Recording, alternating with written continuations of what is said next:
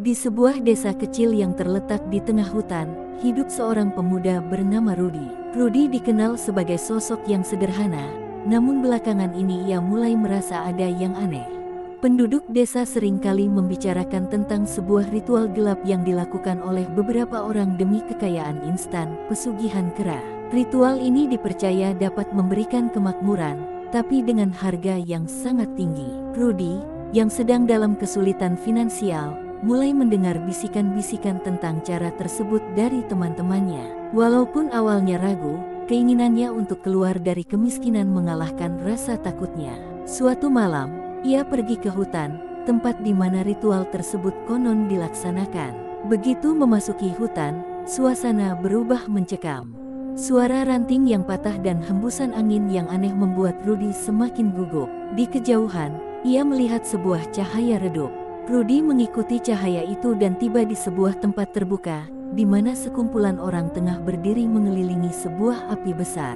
Di tengah mereka, ada seekor kera besar yang tampak mengawasi mereka dengan tatapan tajam. Salah seorang dari kelompok itu, seorang pria bertato, mendekati Rudy. "Kamu datang untuk mencari kekayaan, bukan?" tanyanya dengan suara berat. Rudy mengangguk dengan ragu. Pria itu tersenyum lebar, "Ikuti ritual ini, dan semua yang kamu inginkan akan tercapai. Tapi ingat, harga yang harus kamu bayar tak sebanding dengan apa yang akan kamu terima." Rudy merasa cemas, namun rasa lapar akan kekayaan membuatnya nekat. Ia mengikuti petunjuk pria itu untuk bergabung dalam ritual tersebut. Ketika kera itu menatapnya, sesuatu yang aneh terjadi. Rudy merasa tubuhnya mulai kaku, seolah energi jahat mengalir ke dalam dirinya. Ia tak bisa berbuat apa-apa ketika pria bertato itu mulai membaca mantra, dan kera besar itu perlahan mendekatinya. Di saat itu, Rudy mendengar suara di dalam kepalanya, "Selamat datang dalam perjalanan gelapmu." Beberapa hari setelah ritual, kehidupan Rudy berubah. Ia mulai memperoleh uang dalam jumlah besar, rumahnya penuh dengan barang mewah, dan ia merasa seolah dunia berada di tangannya. Namun, ada satu hal yang tak bisa ia lupakan, kera besar yang masih menghantui pikirannya. Pada malam hari, kera itu muncul dalam mimpinya. Ia melihat kera tersebut dengan mata merah menyala, melambaikan tangan seakan memberi peringatan. Setiap kali Rudy berusaha melupakan kera itu, bayangannya semakin nyata, bahkan terasa semakin dekat. Hari demi hari, Rudy merasa tubuhnya semakin lemah. Ia tidak lagi merasa bahagia meski kekayaan melimpah. Ada kekosongan yang tak bisa diisi, dan rasa takut yang semakin menguasai dirinya. Kecelakaan kecil mulai terjadi, piring-piring pecah, dan benda-benda di rumah bergerak sendiri. Suatu malam, saat Rudy terjaga di tengah kegelapan, suara dari dalam kepalanya terdengar lagi. "Waktumu sudah hampir habis." Suara itu semakin keras dan menyakitkan. Kera besar itu muncul di sudut ruangan, menatapnya dengan tatapan penuh ancaman. Rudy pun mulai sadar bahwa harga yang harus dibayar lebih dari sekadar kekayaan. Jika ia tidak segera melepaskan diri dari pesugihan itu, kera tersebut akan datang untuk menagihnya. Setelah malam itu, Rudy tidak bisa tidur dengan tenang. Setiap kali ia menutup mata, bayangan kera besar itu muncul, semakin mendekat, semakin menekan. Rasa takut yang menghantuinya membuatnya terjaga setiap malam. Tiba-tiba, kekayaan yang selama ini menjadi impiannya terasa hampa, dan ia hanya merasa terjebak dalam mimpi buruk yang tak kunjung berakhir. Suatu pagi, Rudy memutuskan untuk pergi menemui seorang kiai tua di desa, yang konon memiliki pengetahuan tentang ilmu hitam dan cara untuk melepaskan diri dari pesugihan. Kiai itu tinggal di ujung desa, di sebuah rumah yang sederhana dan dikelilingi oleh pohon-pohon besar. Setelah Rudy menjelaskan apa yang terjadi, kiai itu menghela napas panjang. "Pesugihan kera bukanlah hal yang mudah untuk dihentikan. Kamu telah membuat perjanjian dengan makhluk jahat, dan darahmu sudah tercampur dengan kutukan itu. Untuk melepaskan diri, kamu harus memberikan pengorbanan yang tak terbayar oleh apapun di dunia ini," ujar kiai itu dengan suara berat. Rudy merasakan beban di dadanya semakin berat. "Pengorbanan apa yang dimaksud, Kiai?" tanyanya. Suara bergetar.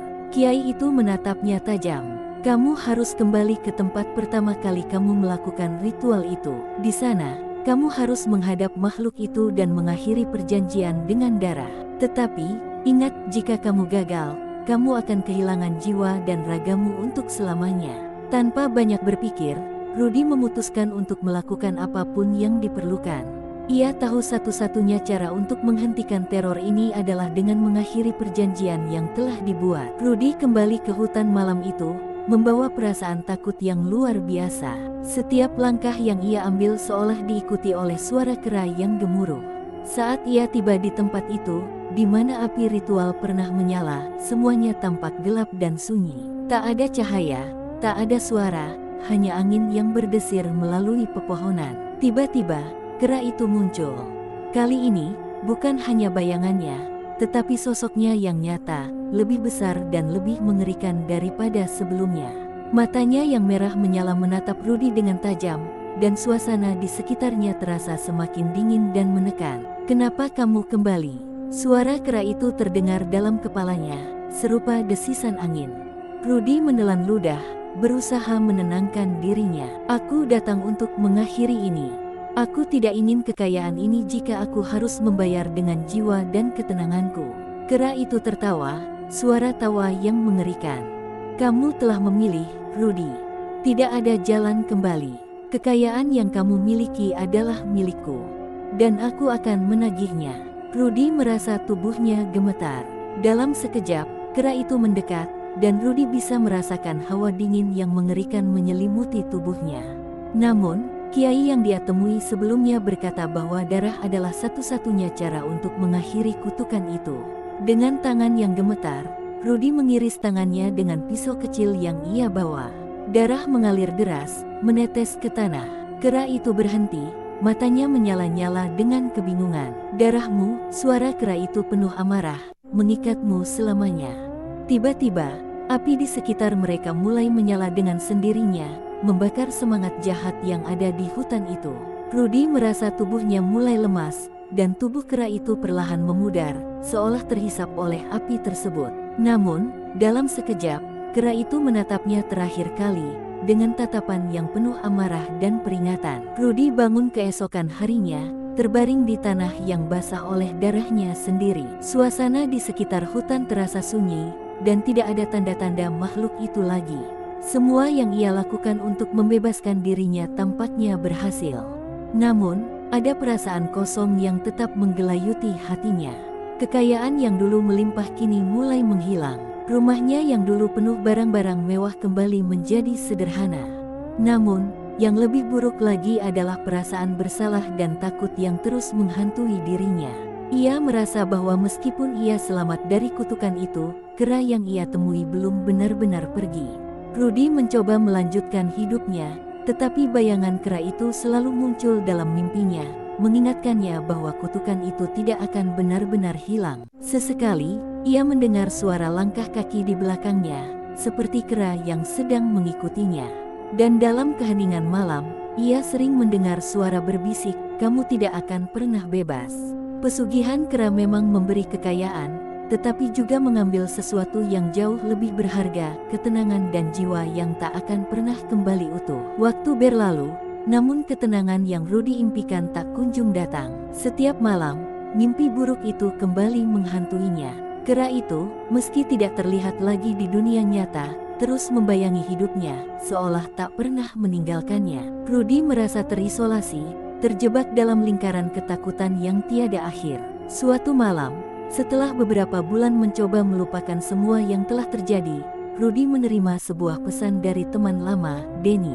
Denny mengundangnya untuk berkumpul di rumahnya, yang terletak jauh di luar desa. Rudy merasa tidak ada salahnya untuk bertemu, berharap bisa mengalihkan pikirannya sejenak. Namun, setibanya di rumah Denny, ada sesuatu yang aneh. Rumah itu terlihat sepi, dan pintunya terbuka lebar.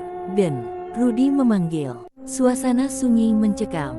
Tanpa ada jawaban, Rudy melangkah masuk. Ia merasakan hawa dingin yang berbeda dari biasanya, dan ketika ia memasuki ruang tengah, ia terkejut melihat Denny yang berdiri di sudut ruangan dengan wajah pucat. "Rudy, kamu harus pergi, sebelum semuanya terlambat." Suara Denny terdengar gemetar. Rudy merasa ada yang tidak beres. "Denny, apa yang terjadi?" Denny dengan terbata-bata menceritakan kisah yang lebih mengerikan dari yang pernah Rudy bayangkan. Ternyata, Denny juga pernah terlibat dalam pesugihan dengan menggunakan cara yang sama seperti yang dilakukan Rudy.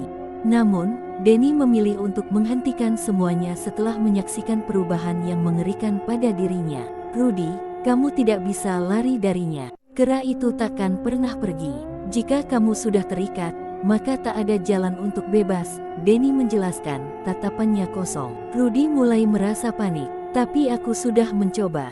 Aku sudah mengorbankan darahku, aku sudah melakukan segalanya. Denny menggelengkan kepala, wajahnya dipenuhi rasa takut. Kamu hanya menunda, bukan menghentikan. Kamu tak tahu, Rudy, kekuatan itu lebih kuat dari yang kamu bayangkan. Kera itu akan menuntut lebih, jika bukan hidupmu, maka kehidupan orang-orang di sekitarmu. Rudy merasa seluruh tubuhnya gemetar. Ketakutan itu kembali menghantui dirinya. Tiba-tiba, sebuah suara keras terdengar dari luar rumah, seperti suara langkah kaki yang berat. Rudy dan Denny menoleh, dan di pintu muncul sosok yang tak asing, kera besar itu, dengan mata merah yang menyala. Kini, tidak hanya mengancam, tetapi terlihat semakin kuat. Kalian tidak bisa melarikan diri lagi, suara kera itu menggema, membuat udara terasa semakin berat. Dengan panik, Rudy dan Denny berlari keluar rumah, namun kera itu dengan cepat menyusul. Mereka berlari tanpa arah, hingga akhirnya sampai di tepi hutan yang dulu pernah menjadi tempat ritual.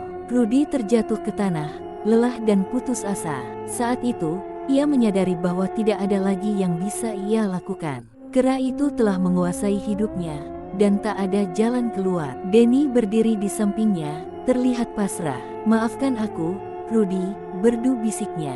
Kera itu mendekat, mendongakkan kepalanya, dan membuka mulut lebar-lebar, siap menelan mereka dalam kegelapan abadi. Rudy hanya bisa menatap dengan mata penuh penyesalan, sementara bayangan kera yang semakin besar menghabisi mereka berdua. Rudy dan Denny hilang tanpa jejak, dan sejak saat itu, desa tersebut kembali terbungkus dalam ketenangan yang dingin. Namun, beberapa penduduk desa yang berani berjalan melewati hutan sering mendengar suara kera itu di malam hari, sebuah pengingat bahwa pesugihan kera tidak hanya memberikan kekayaan, tetapi juga menuntut pengorbanan yang tak terbayar.